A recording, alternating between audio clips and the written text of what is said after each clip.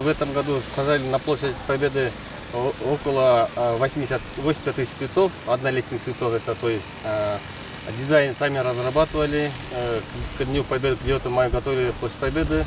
Здесь у нас большая звезда, как вы видите, и здесь маленькая звезда. И там надписи 41-45 мы из цветов делали вот такие оформления однолетника. Кроме того, у нас здесь растет многолетние розы, 2 оранжерных хозяйства. Мы выращиваем цветы с января месяца, сеем семена, то есть после посева семена производится пикировка, и все рассады у нас готовы к апрелю месяца.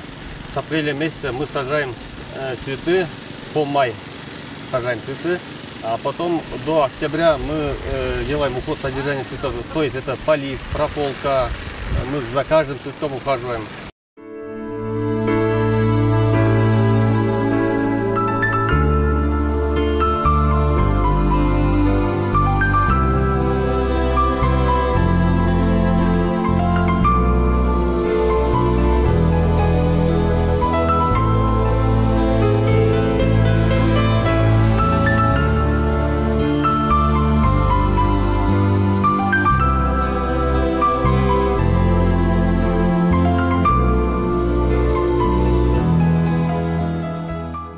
У нас свои рабочие есть, которые работают. Цветы мы посеяли это еще в январе месяце. В теплицах мы специально заказывали. С января месяца сеют, выращивают. И вот с 1 мая уже была произведена посадка. Кстати, к дню городу 29 у нас уже часы были. А до 29 апреля у нас было уже здесь посажено. И также вот площадь Алато, исторический. Здесь вот памятник Чингиза Айтматова. Также галерея. У нас на нашем балансе, вот мы в этом году посадили 200 тысяч цветов.